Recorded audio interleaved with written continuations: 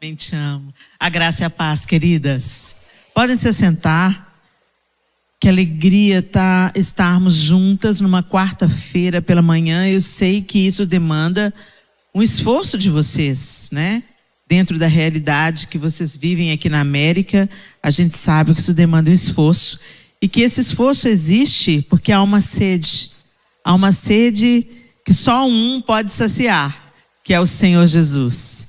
E que bom que a gente está aqui. Eu estou muito grata a Deus de estar com vocês no dia de hoje. E eu queria que você abrisse a sua Bíblia comigo na primeira carta de João. 1 João. E nós vamos ler a partir do verso 5 do capítulo 1. 1 João 1, capítulo 5. Na minha Bíblia, eu vou usar a nova versão transformadora, a NVT. E na minha Bíblia aqui tem um título aí, justamente antes do versículo 5. Está escrito, viver na luz. Você pode dizer isso? Viver na luz. Amém. A partir do verso 5, do capítulo 1 de 1 João, diz assim: esta é a mensagem que ouvimos dele e que agora lhes transmitimos. Deus é luz e não há escuridão alguma, e nele não há escuridão alguma. Portanto, se afirmamos que temos comunhão com ele, mas vivemos na escuridão, mentimos e não praticamos a verdade. Mas se vivemos na luz, como Deus está na luz, temos comunhão uns com os outros. E o sangue de Jesus, seu Filho, nos purifica de todo pecado. Senhor, essa é a tua bendita palavra. Nós te agradecemos porque foi a tua mão poderosa que nos reuniu aqui nesta manhã. Nós podemos ter tantos pretextos em mente para estarmos juntas aqui, mas na realidade cremos que foi a condução do teu Espírito Santo que nos reuniu, que nos atraiu e que quer falar com cada uma de nós de uma maneira particular, de uma maneira singular, de uma maneira pessoal. Muito obrigada, Senhor, pela tua bondade em nos reunir aqui e que cada uma das minhas irmãs, que eu mesma, que nós saiamos daqui, ó Deus, debaixo da tua graça, do teu favor, da tua direção, de uma nova mentalidade, de uma nova maneira de pensar, que gere em nós uma nova maneira de viver a vida, uma nova maneira de agir. Em nome de Jesus. Amém. Glória a Deus. Deus está dizendo aqui que Deus é luz e nele não há escuridão alguma. E que se nós afirmamos que temos comunhão com Deus, mas vivemos na escuridão, mentimos e não praticamos a verdade. Gente, há um paradoxo entre luz e escuridão, né? Se você está num ambiente completamente escuro, quem aqui já acordou de madrugada, principalmente assim em ambientes, em cidades onde não tem luz externa, que pode entrar por uma fresta na janela, ou se o seu blackout está realmente fechado e não tem nenhum LEDzinho de um aparelho aceso, ou se você está na roça, né, como a gente diz, não dá para enxergar um palmo diante do nariz. Quem já teve essa experiência aqui? Por mais que as pessoas falem assim, se acostume, os seus olhos vão se acostumar com a escuridão, né? Quando há um lugar onde não há luz externa, nem a luz da lua, a escuridão é densa, parece até que dá para cortar. Eu não sei se você já teve essa experiência de densas trevas. Isso acontece principalmente no interior, no meio do mato, onde não tem luz da lua, né? Está uma noite nublada. É angustiante o nível de escuridão. Mas proporcionalmente, como há uma escuridão muito densa, se você acender uma luz pequenina, aí no caso a gente pode se lembrar do LED no quarto. Se tem uma luz pequenininha e ela está acesa ali, ela se destaca. Ela chama mais atenção do que todo o breu ao redor. E esse é o poder de Deus. E é isso que Ele quer fazer através de cada uma de nós. Às vezes a gente olha para a nossa própria condição, a nossa própria história, a nossa própria casa, e às vezes a gente tem uma tendência de pensar, puxa vida, mas o mundo está tão ruim, tem tantas coisas difíceis acontecendo, tantas notícias difíceis, desafiadoras chegando, o que eu posso fazer? Eu sou apenas uma pessoa, eu sou apenas uma pessoa comum, eu não tenho tanto alcance. Gente, não menospreza não menospreze o que Deus pode fazer para quebrar a escuridão apenas com uma pequena luz. Se você riscar um palito de fósforo no meio da mais densa escuridão, já não há escuridão. Vocês estão entendendo? Já não há escuridão. Se uma pequena luz brilhar no meio do breu, já não há escuridão plena. E o que vai chamar a atenção é aquela luz acesa. Vocês estão entendendo? E ele continua dizendo aqui: mas se vivemos na luz, como Deus está na luz. Ou seja, quando nós habitamos o mesmo lugar que Deus habita. Deus habita na luz, Ele é a luz. E se nós caminhamos dentro do seu propósito, dentro da sua vontade, dentro dos seus fundamentos, dentro das suas leis, né? Não somos salvos pela lei, somos salvos pela graça, mediante a fé. Não há nada que a gente possa fazer que nos torne justificáveis diante de Deus. Jesus nos tornou justificados diante de Deus pela cruz do Calvário. Então, por Jesus, nós temos um livre acesso a Deus, um caminho até Deus. Mas a gente tem que entrar por esse caminho. Gente, parece muito óbvio o que eu estou falando, mas mais do que nunca eu tenho entendido que o óbvio precisa ser dito.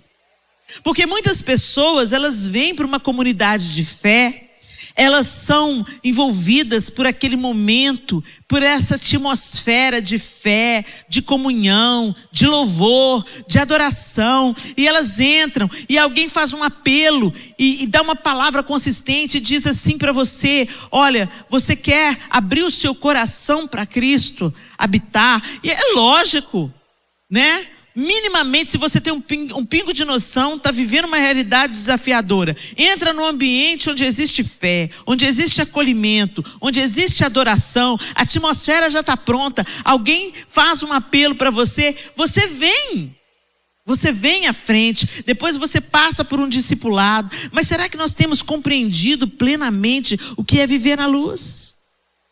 O que é brilhar a luz de Cristo? Será que a gente entende isso mesmo? Porque, gente, é muito fácil a gente evitar o caminho da escuridão evidente.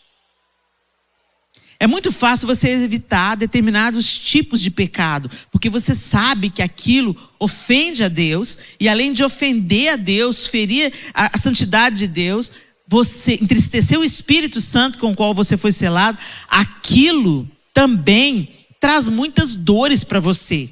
Imediatamente traz uma reverberação na sua vida. Então, por exemplo, se eu adultero, isso vai ter uma reverberação na minha vida, na minha descendência, no meu casamento, no meu lar. Isso afeta muito. Se eu, por exemplo, tenho um problema com roubo, né? Se eu entro num ato de desonestidade e eu causo dano financeiro, ou eu me aproprio daquilo que não me pertence, ou eu sonego impostos, isso também, se é descoberto, se isso vem à tona, isso traz uma reverberação, uma série de consequências sobre a minha vida que são extremamente danosas. Mas eu aprendi com o meu pastor que a gente não tropeça em montanhas, que o que joga a gente no chão são pedras pequenas. E às vezes a gente não é tão atento à escuridão que está tomando o nosso coração em coisas pequenas, impedindo mesmo que a gente flua na luz, que a gente brilhe a luz, que a gente revele a luz de Cristo, porque algumas sombras estão impedindo a luz de brilhar na nossa vida. E isso é santificação. É a jornada da santificação. Sede santos, porque eu sou santo. Não foi isso que Jesus disse? Então, uma vez que nós estamos seguindo a Cristo, nós estamos perseguindo os seus passos, as suas pegadas. Nós queremos andar como ele andou, viver como ele viveu. É isso que é cristianismo, gente. Cristianismo não é apenas frequentar uma comunidade de fé. Por isso que o Senhor nos alerta que nas comunidades de fé, na estrutura da igreja que está estabelecida, o joio e o trigo cresceriam juntos, as ovelhas e os bodes. E qual que é a diferença? Ambos são... Quem criou o joio? Foi Deus. Quem criou o trigo? Foi Deus. Quem criou o bode? Foi Deus. Quem criou a ovelha? Foi Deus. Só que tem umas características, gente, as ilustrações de Jesus são muito lindas e muito pontuais, né? Quando você pega o joio e você olha com o trigo, ele é igualzinho o trigo, ele é muito, muito, muito parecido. Mas se você pegar o joio e esfregar nas suas mãos, é só palha. Só palha. Se você pega o trigo e esfrega nas suas mãos, é palha, mas aí tem umas sementinhas que ficam. E essas sementinhas produzem mais alimento. Da mesma forma, tem outra característica entre o joio e o trigo. Quando o joio e o trigo estão no campo, plantados juntos de uma maneira que às vezes o olho humano não define o que é o que, né? A não ser um agricultor muito experiente, né? Quando o vento sopra sobre a plantação, o trigo se curva. O joio não. O joio ele dobra só um pouquinho assim. O trigo se curva completamente, o joio não. A ovelha é um bichinho, gente, completamente dependente. Tem umas que morde. Mas é um bicho levemente estúpido, gente. O Max Lucado, porque ele está inserido na cultura americana, ele diz que nunca viu um time de futebol, de hóquei no gelo, como uma ovelha, como mascote. É sempre o tigre, o touro, não é assim? Um animal forte, né? A ovelha é frágil, é dependente. Vai lá, erra o caminho. O pastor vai e busca, vai lá, erra o caminho de novo. O pastor vai e busca, vai lá, erra o caminho de novo, né? Mas o bode, gente, o bode é um bicho bravo. O bode não se deixa amansar. O bode sobe em árvore. Gente, o bode é um bicho estranho. É um bicho de Deus, mas é um bicho estranho, né? Então, quando Jesus faz essa comparação de bode e ovelha, de joio e trigo, ele está falando que dentro da comunidade de fé, existem pessoas que têm um coração ensinável. Existem pessoas que estão entrando pelo caminho da santificação. Existem pessoas que amanhã, elas vão ser mais santas do que são hoje. E hoje, elas já são mais santas do que elas eram ontem. Elas estão numa constante, num crescimento, num amadurecimento, numa frutificação. Gente, a frutificação, ela não está ligada a aparências e números. A frutificação está ligada a fruto. Fruto do Espírito. Fruto que fica. Aquilo que permanece. E, gente, é tão interessante quando a gente fala de fruto. Porque você pode contar quantas sementes tem dentro de um fruto. Mas você nunca vai dimensionar quantos frutos tem dentro de uma semente. Então quer dizer, o fruto é isso, ele vai gerando vida, ele vai gerando vida, ele vai gerando vida por onde ele passa, né? Então quando vem o fruto do Espírito em nós, isso gera vida. Isso gera vida. E aí... João está dizendo aqui, se nós vivemos na luz, como Deus está na luz, se nós estamos sendo, pelo poder do Espírito Santo que habita em nós. Ô, gente, vocês já pararam para pensar nisso? Você recebe Jesus como seu Senhor e Salvador. Nesse exato momento, se você o faz com fé, se você crê que na cruz você é reconciliado com Deus, se você espera que um dia você vai se erguer da sepultura, Porque a voz de Jesus vai te chamar e você vai ressuscitar como ele ressuscitou. A gente, nesses dias difíceis, faz bem a gente pensar nisso, né? Se você crê nisso, você foi selado com o Espírito Santo. O Espírito Santo habita em você. Gente, isso é tão poderoso. Isso é tão poderoso. Sabe por quê? O mesmo poder que ressuscitou Jesus dentre os mortos habita em você. Não é surreal? Então nós somos indesculpáveis. Porque o Espírito Santo te habilita a vencer a sua carne. Te habilita a vencer, a não ser dominado pela sua vontade carnal.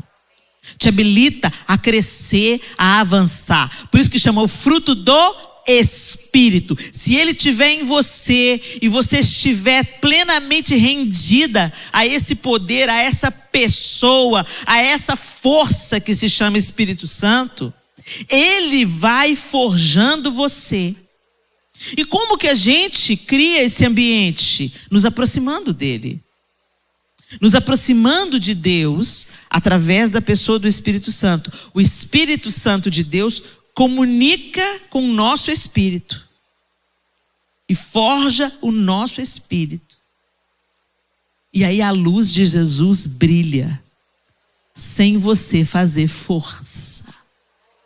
Não é na força do nosso braço, porque na força do nosso braço a gente até consegue um sucessinho, entendeu?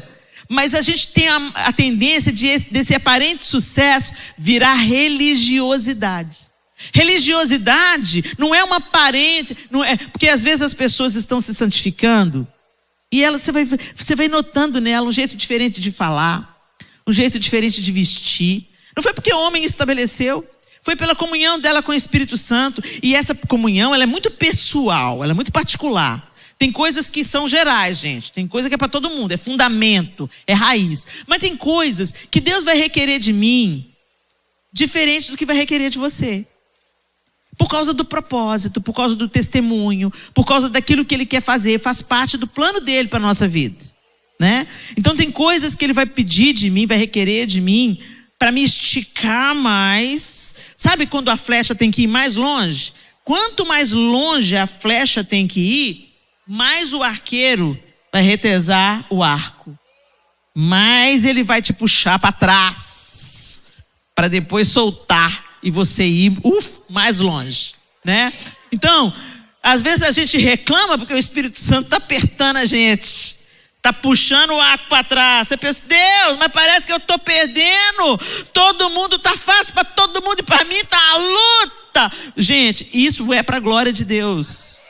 Entendeu? E é lindo que Deus é tão amoroso que ele sim, ele pega mais no seu pé, mas também é um peso de glória maior que flui sobre a sua vida.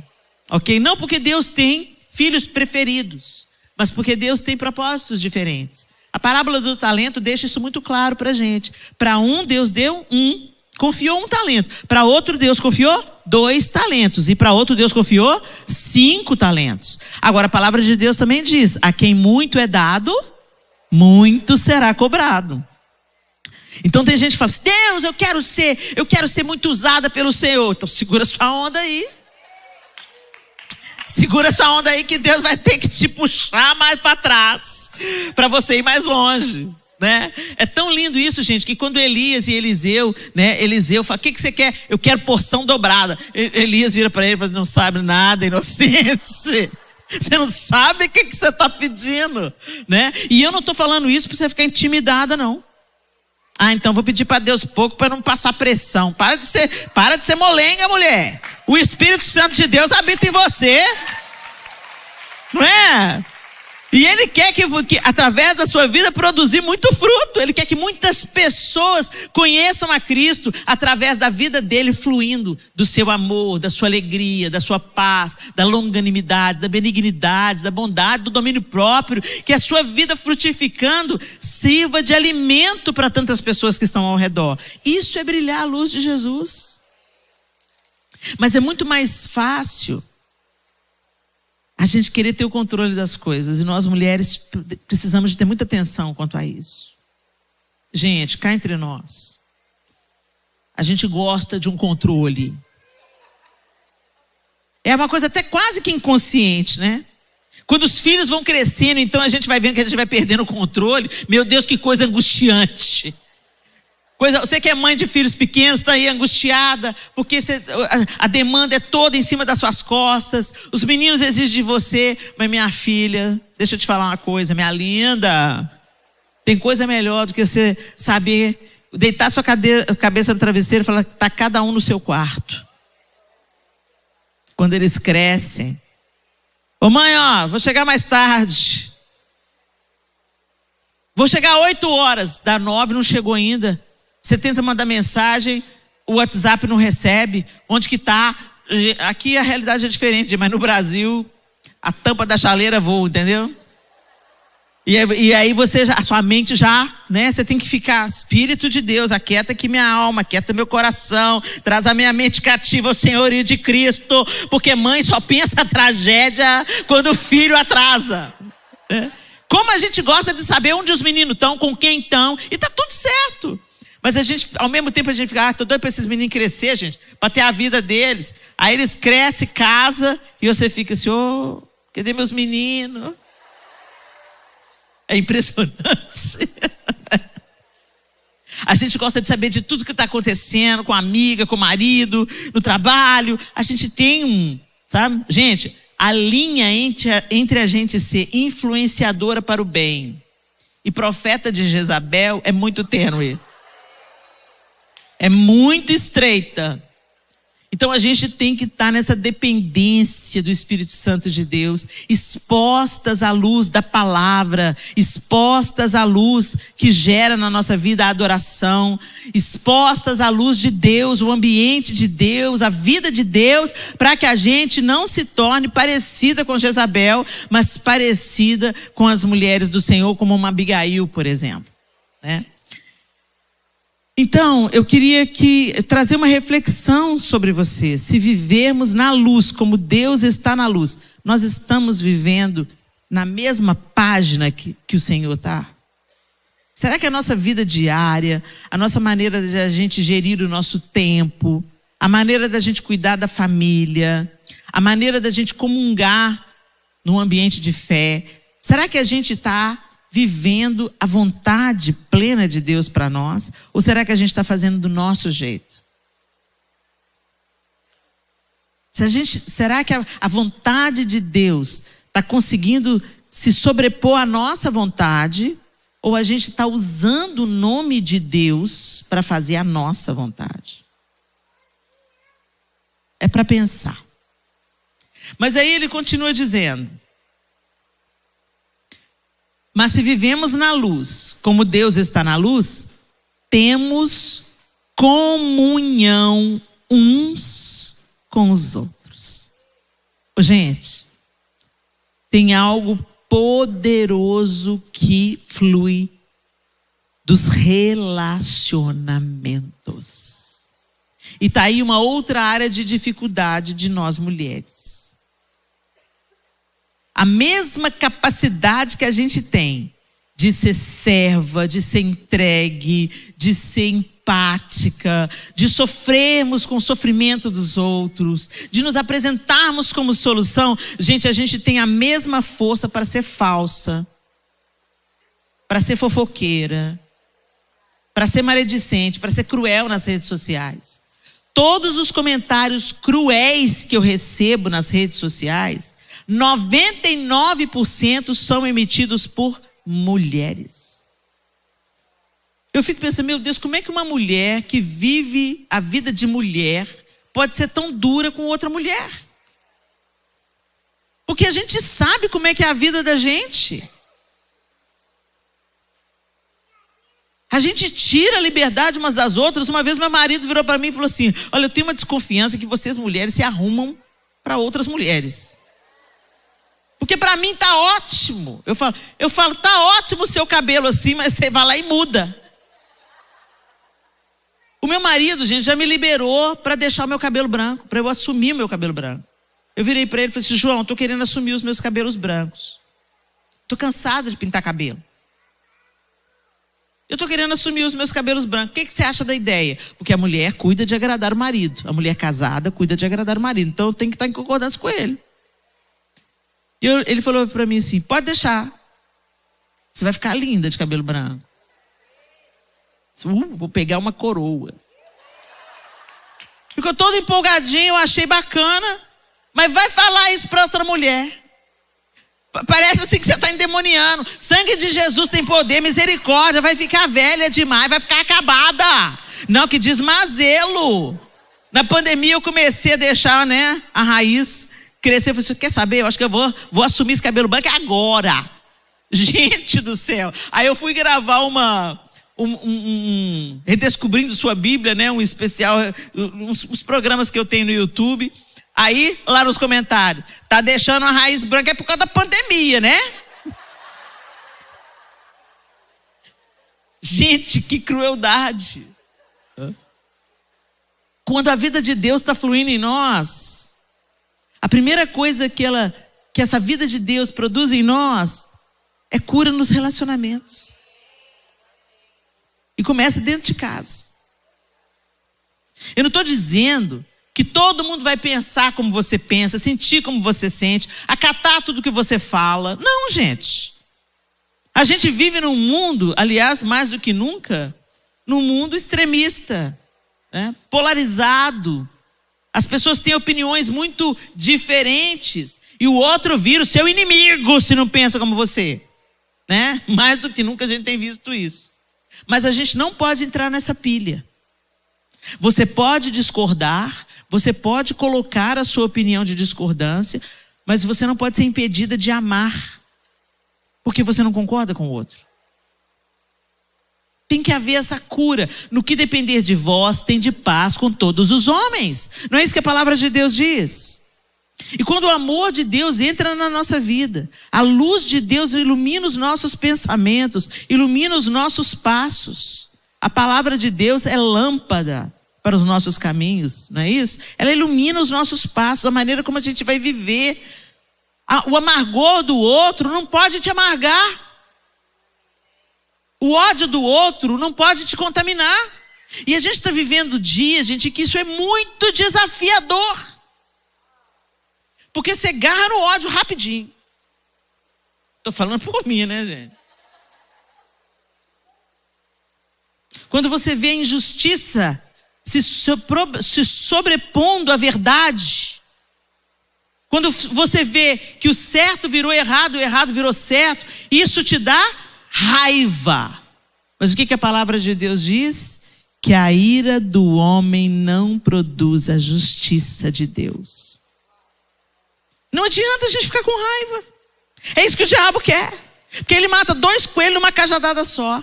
Ele planta desesperança no seu coração e você é incapaz de abrir a boca para orar por aquelas situações que Deus quer e pode mudar.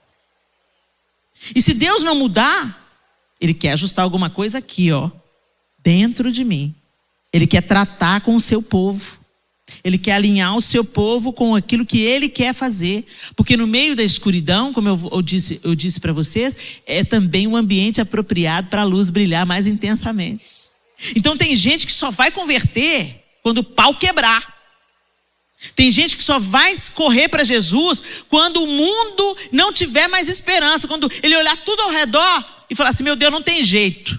A única porta que tem é aquela estreita lá, que chama Jesus Cristo. É o único escape, a única saída. E elas vão correr para ela. Gente, Deus não perdeu o controle de absolutamente nada. Nem em Israel, nem no Brasil, nem nas nações no mundo, nem aqui nos Estados Unidos. Ele não perdeu o controle. E a gente tem que colocar os olhos nisso. Na luz. Porque senão nós vamos ser engolidos pelas trevas. Comunhão uns com os outros. Quando Jesus entra, a luz de Jesus brilha em nós aqui no Shine, é para você ser uma esposa melhor. É para você ser uma amiga melhor. É para você ser uma filha melhor. É para você ser uma irmã de sangue melhor. É para você ser uma irmã na comunidade de fé melhor. É para você ser uma melhor dona de casa. É para você ser uma pessoa, uma cidadã melhor. Vocês estão entendendo? Quando você olha para os mandamentos de Deus, para os estatutos de Deus, vamos ficar ali nos 10 mandamentos. Os 10 mandamentos, os mandamentos que Deus estabelece para o seu povo Israel, que ele tinha acabado de tirar do Egito, são sobretudo relacionais. Eu sou o Senhor, o teu Deus, que te tirei da terra do Egito. Somente a mim adorarás e só a mim prestarás culto. Adoração não é música. Adoração é devoção extrema, amor extremo. Fala de relacionamento. O Pai procura aqueles adoradores que o adorem em espírito e em verdade. O adorador é conectado com Deus. Você pode não cantar nada, não tocar nenhum instrumento e ser um adorador, ter uma vida de adoração. Uma vida de adoração é uma vida de íntima comunhão com Deus. Isso é uma vida de adoração, uma vida de devoção, amor extremo. Quando você ama alguém extremamente, você não passa um dia sem lembrar dessa pessoa, você não passa um dia sem falar com essa pessoa. Quando a gente é noivo, por isso que eu gosto da ilustração de Jesus como noivo e nós como a noiva. Quando eu namorava com o João Lúcio, meu pai ficava querendo desligar o telefone na mar, porque a gente não desligava. Não tinha WhatsApp, não tinha e-mail. Não sou velha, sou vintage, hein? Então a gente tinha telefone fixo. E aí a gente ia pro telefone. A gente falava pelo menos 2 vezes por dia no telefone. Pelo menos 2 vezes por dia. Aí fala, conta como é que foi o dia, papapá, e vai aquela lenga-lenga. Aí a mãe já grita, desliga esse telefone, tá ocupado demais esse telefone, Leninha. Aí minha mãe tá mandando desligar, João, vou ter que desligar. Então tá bom, desliga você. Não desliga você. Não, desliga você. Não desliga você. Então tá bom, a gente vai contar de 1 até 3 e vai desligar junto, tá bom? Tá. 1, 2, 3. Ah, você não desligou. Teve um dia que a minha mãe quase tomou o telefone da minha mão e desligou por conta própria. A gente não quer desligar. Por que eu descobri que eu queria casar com o João? Porque eu não queria dizer tchau para ele. Vai levar no portão aquela dor. Vai não. Não vai não. Né? Eu não quero mais dizer tchau. Eu quero ir para casa com você. A gente decidiu que quer casar por causa disso. E a gente fala que quer casar com Jesus. Ora vem, Senhor Jesus, para as bodas do Cordeiro. Mas você não para nem para namorar com ele. Você não fala com ele. Gente, essa vida de Deus que a gente tem que viver, essa luz que brilha em nós e é transformada em cura nos nossos relacionamentos interpessoais, temos comunhão uns com os outros, ela só vai acontecer quando nós tivermos um relacionamento com Deus. E relacionamento precisa de conversa. Precisa de longas ligações. E alguém tem que bater na porta do quarto e dizer, ô, morreu aí dentro?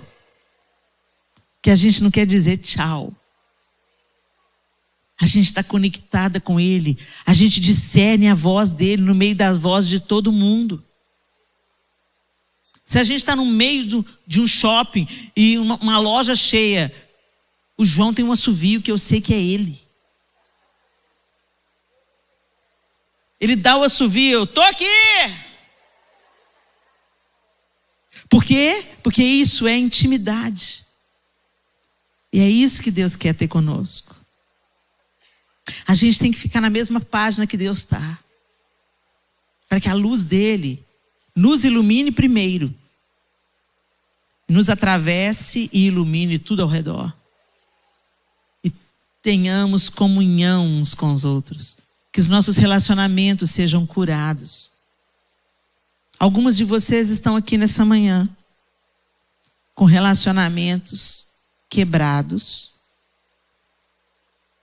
Ou com relacionamentos contaminados pela falsidade, pela aparência de que está tudo bem, mas aquelas conversas difíceis não aconteceram. Gente, em alguns momentos as conversas difíceis vão ser necessárias. Nem que seja para você dizer, olha, eu não concordo com isso que você fez. Eu não concordo com o tipo de vida que você está levando. Mas eu quero que você saiba, você precisa saber, que o meu amor por você não depende disso. Você escolheu um caminho difícil, um caminho que dificulta a nossa relação. Mas eu quero te dizer, ainda assim, eu te amo, eu oro por você e eu acredito que Deus pode restaurar todas as coisas.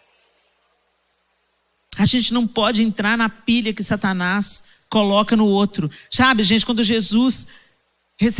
Judas chegou no Getsemane com a guarda para prender Jesus, ele veio e deu um beijo na face de Jesus. E Jesus chamou ele de amigo. Com isso, Jesus estava sendo irônico, debochado? Não. Jesus estava dizendo claramente, Judas, o que você está fazendo comigo não muda quem eu sou. Não muda a minha natureza. Não muda que eu estou estendendo graça para você. E é isso que ele quer fazer em nós, gente. Que a luz dele em nós brilhe tão intensamente que a gente tenha paz com todos, no que depender da gente. Gente, ter paz com todos, eu vou voltar a dizer, não significa que a gente vai caminhar junto. Não significa que a gente vai andar afundado um na casa do outro. Sabe, o nosso amor não pode depender de afinidade. Afinidade é uma coisa, amor é outra. Eu não tinha nenhuma afinidade com Jesus quando eu fui alcançada pelo amor dele. Eu estava morta nos meus delitos e nos meus pecados quando o amor dele me alcançou. Por isso que a Bíblia diz, nós o amamos porque ele nos amou primeiro. Não havia virtude em nós, não havia motivos em nós para nós sermos amáveis. Nós não éramos amáveis, nós éramos inimigas de Deus. Mas ele nos amou. E porque esse amor nos alcançou, mudou tudo. Mudou tudo. Você pode orar por aqueles que te perseguem. Você pode amar aquelas pessoas que são diferentes de você. Porque o amor não é um sentimento apenas. Amar é tratar o outro da maneira que você quer ser tratado. Amar é procurar no outro, mesmo quando ele está desfigurado pelo pecado, pela ignorância. Procurar nele qualidades. Que todo ser humano, gente, por mais difícil que ele seja, se você buscar qualidades nele, você vai achar. E não é pelo mérito próprio dele, não. É porque nós somos feitos à imagem e semelhança de Deus. Ainda que a imagem de Deus tenha sido corrompida, distorcida em nós pelo pecado, a essência permanece lá. E Jesus pode fazê-la florescer novamente. É só você pensar em como você era antes de Jesus entrar. Ixi, se eu sou difícil hoje, vocês não têm ideia de quem eu era. E é isso que ele quer fazer em cada uma de nós. Amém? Que a luz do Senhor incida sobre o nosso coração. Que a gente se exponha à luz. Quando a Bruna estava cantando aqui, houve um efeito na luz, onde a gente só via ela. Tudo ficou escuro por um momento, naquele primeiro momento, né? E a luz só estava nela. E o Senhor quer fazer isso com a gente. Tem hora que a gente vai ficar debaixo do foco da luz dele, para mudar radicalmente, para iluminar. Gente, quando a gente está iluminado pela luz do Senhor, nem sempre a gente vai ver coisa bonita. Tem muita gente que vem para Jesus e pensa assim, nossa, Helena, mas depois que eu vim para Jesus, minha vida piorou. Piorou não, você só enxerga agora. Era ruim, era muito ruim. Mas agora a luz vem, você olha para sua roupa, meu Deus, que imundice. Você enxerga. Agora as situações, você enxerga como elas realmente eram. Mas você não conseguia enxergar.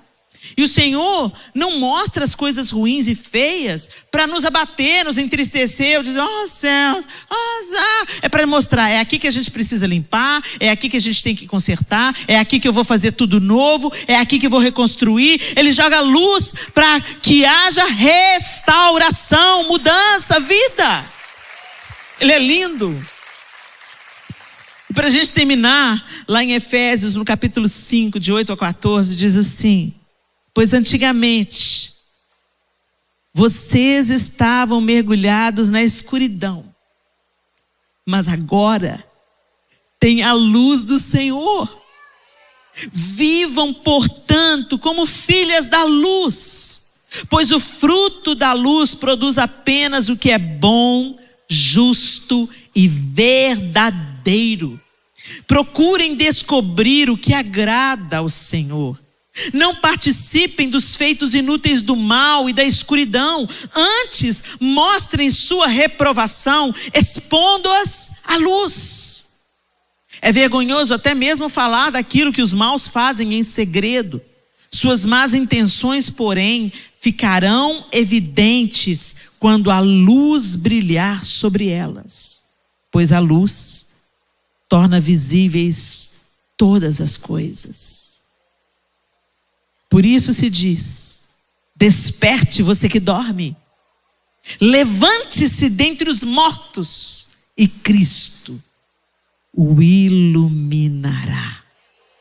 A vereda do justo é como a luz da aurora, que brilha mais e mais e mais e mais, até ser dia perfeito. Sabe o dia perfeito qual é? Quando nós o virmos como Ele é. E a Bíblia diz que quando nós o virmos face a face,